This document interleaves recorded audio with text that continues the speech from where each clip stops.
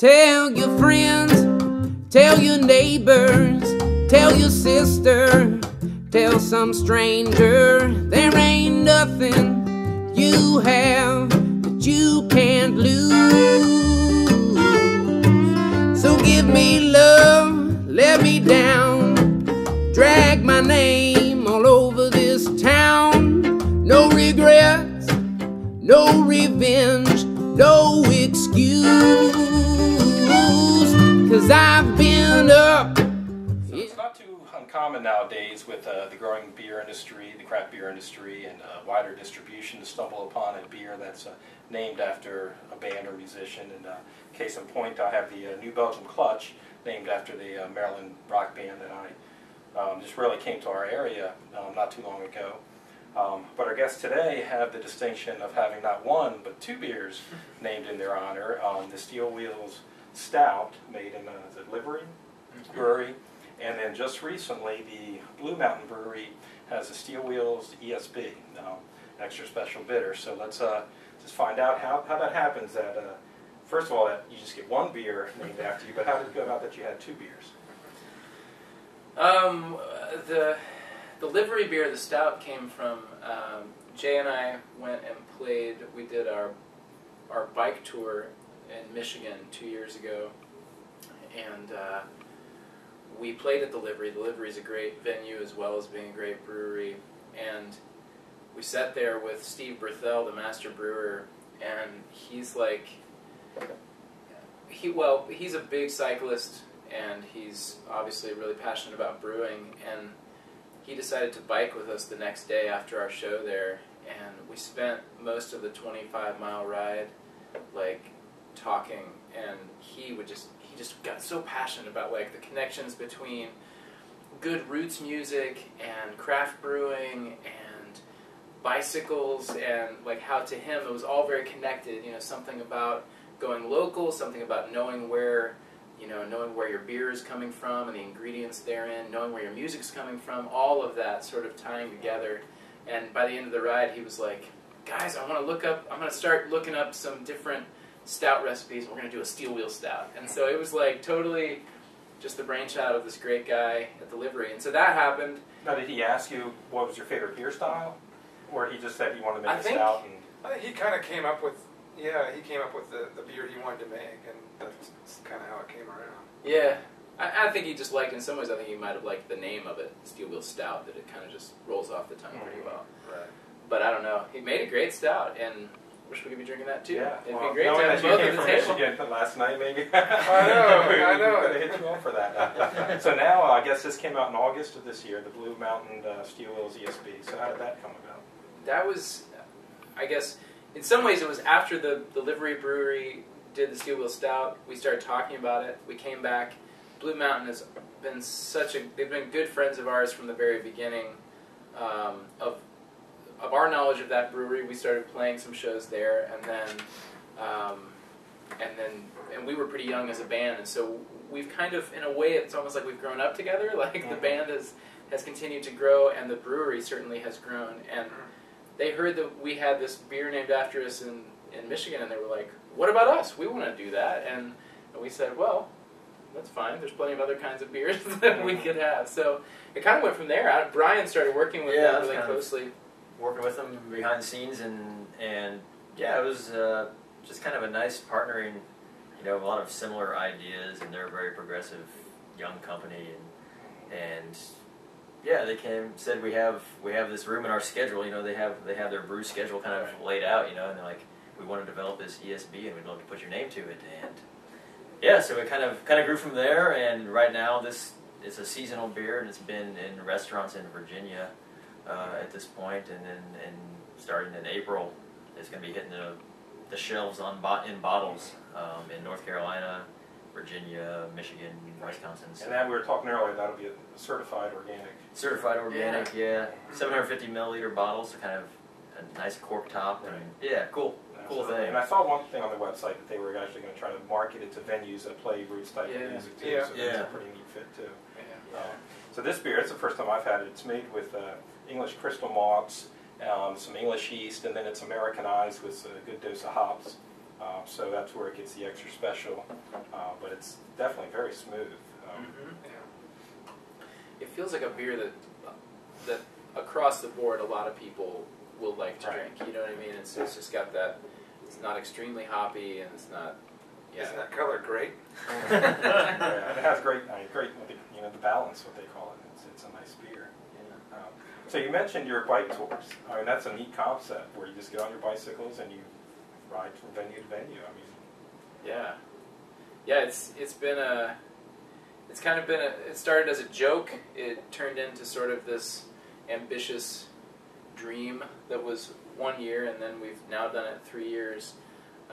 And it's now kind of an annual thing that we plan on every year doing, where we put everything on bicycles and we hit the road for a number of days, and it's like our bike to work week as touring musicians. so has anybody had any major accidents, spills, where the... Nothing major. No. Broken some bike parts more than we've broken body parts. So Yeah, that's always good. Yeah. So where have they been? You mentioned the first year was Michigan. The first year was actually Virginia, Okay. and then we've done 2 in Michigan, although this last one we started in Michigan and we went to Chicago and spent a couple nights in Chicago, and then we went to northern Indiana to finish off the tour. So kind of did a Pretty 3-state. hefty. Yeah. It was a hefty run. Yeah, it was not a light. Now, do you guys train beforehand, or you just say, okay, let's go do it? Some of us do. Jay's pretty good at hopping on and making it happen. Now, if somebody straggles behind, you just say catch up, or do you guys go as fast as the slowest? Well, we try to stay as a group as much as possible. We're toting big loads, so it's not too hard to go slow. Yeah, it's pretty good teamwork though. Yeah. If somebody needs a break or it's struggling, we just knock the pace back. Or Right. if we're feeling good, we pick it up. But yeah, We're it's not tough. breaking any records. Yeah. But it's, you're covering, averaging about 50 miles a day, and so really that's a lot of miles, but at the same time it's over the course of a day you don't have to go that fast and cover that amount. But I mean, the terrain, I'm sure there's some mountainous terrain and some nice headwinds you come across. Yeah. Oh, yeah. Yeah, Virginia was by far, terrain-wise, has been the toughest we've done, and there were some times where, you're just climbing in that smallest gear for what seems like, or actually probably was at least an hour or more. Yeah. Yeah, Virginia's no joke, man. Yeah. Riding with a big load. And I'm sure you're out west near in the Shenandoah. Yeah, we started in Harrisonburg and basically made a big loop. So we went down the valley to Roanoke, we went over to Lynchburg, and that's when we really got, kind of went through the Wintergreen area a little bit. Didn't take any of the biggest climbs that are over there, Right. but ended up going over Afton Mountain to come back. So there was some significant. Yeah, but that's a beautiful area, so that must have been a great ride. Yeah, it was. It's very freeing. And I think anybody who does bike touring of any kind feels this, that sense of just really, after a day or two out, just feeling like you're so far removed from what your normal sense of travel is. You're just you're really closer to everything as you're moving through space, and it's pretty empowering, even though you're going slower. Right. But yeah, so and Blue Mountain. Speaking of that, we biked right past Blue Mountain Brewery when we did that ride up Afton, and that's another nice connection we've had with them. Is sort of that sense of, lots of cyclists come right over Afton Mountain. Yeah, It's that's a a great beautiful place area. to stop and have Yeah. something to eat. And Right. go walk through there. They grow these magnificent hops if you're there in July, August, and they're in bloom. It's beautiful. Yeah. Yeah. So 2012, have you planned it yet? We're talking about a few options, but we haven't announced it yet. It'll probably be in the fall, so it's close to a year out. So do you ever get fans that just all of a sudden start joining, that hear about it and join in? Yeah, it's happened a few times. We encourage people to ride to the shows. Different tours we've treated differently, but sometimes they'll get some sort of discount or some sort of merchandise if they come and they biked to the show. So it's a neat thing to encourage that. And we've had a few times where we've actually had fans or friends, which so often those are one and the same, who have ridden with us for portions of it. So yeah, it's a really neat. Yeah, so I'll have to put that on my schedule. That might be nice. Yeah. For Sure. For a day or two. Yeah. Absolutely. So besides biking, you guys play a lot of festivals. Yeah. I've seen you at Floyd Fest, Roots, Rhythm and Roots, Bristol. But the one I want to talk about, the one I've been wanting to go to the last 2 years and haven't been able to, is Ocrafest. Oh yeah. That is we've been vacationing in Ocrafolk, since I was, born. So I'm very familiar, and I see you guys every year. And so how did that come about? That's not a place that most people go to play. Right. How did Gary? He saw us in Harrisonburg. He had some connection. One of the main relative. person who books that festival, has relatives. It's funny. They live. I think that's what it is. They live in Ocrafolk. They vacation in the Shenandoah Valley. Right. It's like you get enough of the island experience, I guess, and it's nice to come and see the mountains and the valley. And I understand that, but they came and saw a show, and he contacted us and told us, hey, there's this little festival, we'd love to have you guys. And we did it 1 year, and ever since then, the first year, we really didn't know what we were in for. I had never been to Ocrafolk myself. I'd been to the Outer Banks. And so we didn't schedule it with much time around it. We sort of got in there one night. We didn't even hardly really see what we were in for, or where we were, because we got in it after dark. And then we woke up, did the whole day of festival, but we had to leave immediately after. And that was a real shame, but then we said, okay, next year, if they'll have us back, we should make this and really come and bring families or whatever we, Now, you guys camp there, or do you stay at? They usually set us up with some sort of housing, and it's just, it's such a unique experience. They encourage us to bring our families, which is one of the rare occasions when we can bring our families on the road. Because it's an all-day, nice. For people that don't know, Ocrafolk is just south of Cape Hatteras. You have to get there by ferry. It's actually a little artsy community. There's a lot of really good local musicians. Martin Garish and Lou Castro were actually the very first people we filmed. Really? Oh, no kidding. Yeah, that's great. At Ocrafolk. And Martin Garish is just an amazing musician. He sounds just like Guy Clark, if anybody's familiar with him. But it's just a neat local community. And we have this festival every year, usually the first weekend in June. So you guys can do. We're planning on it. Yeah, right? We're booked. I think it's behind the scenes booked, kind of.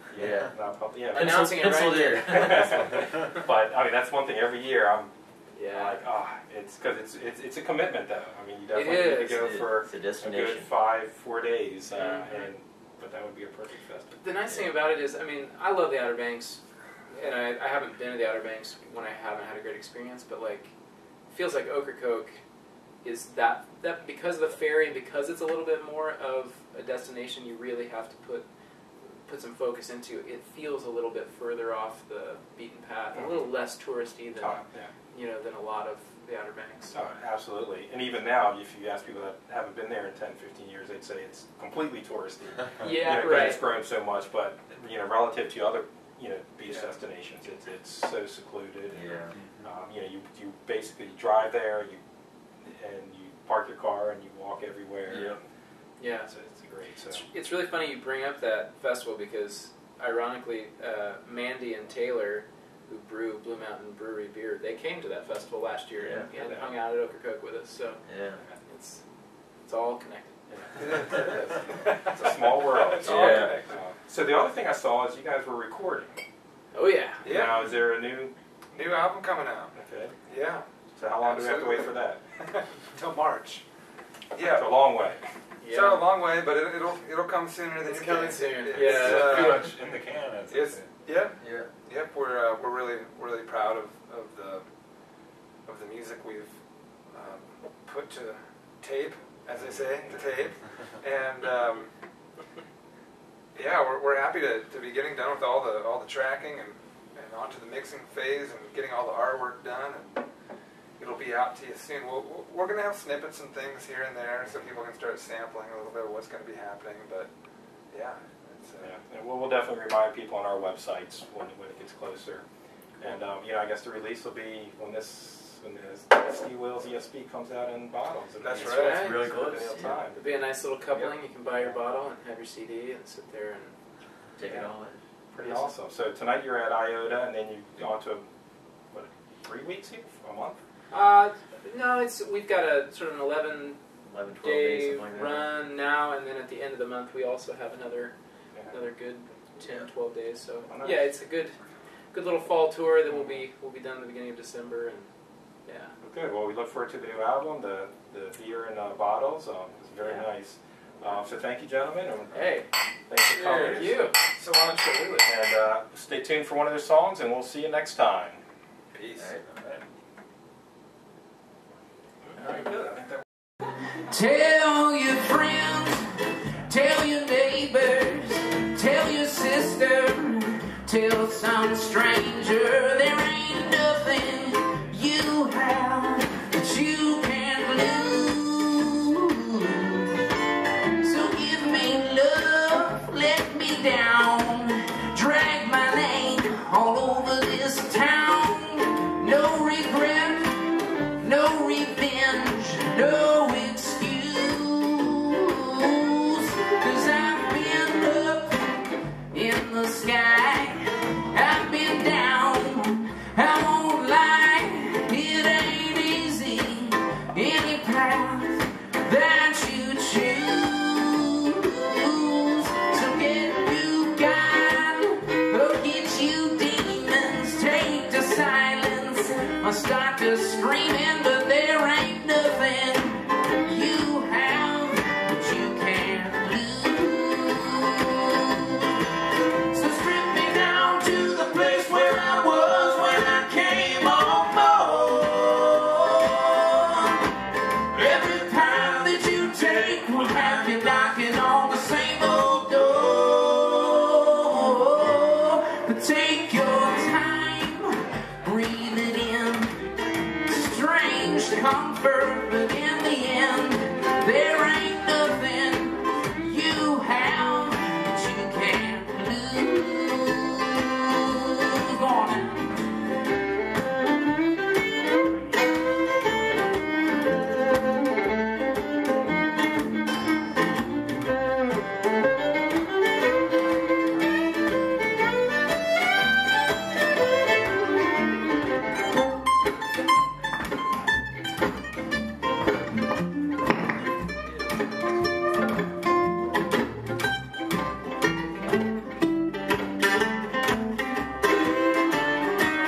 Yep, so take your silver and your gold, lock them up like you've been told.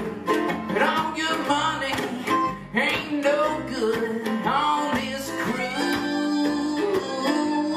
And if your luck has been low and you're down and you just don't know, take some courage, because here's the news that you can't tell your friends, tell your neighbors, or tell my mama. Go tell some stranger there ain't nothing you have that you can't lose. Well, strip me down to the place where I was when I came on board. Every path that you take will have you knocking on the same old door. Take some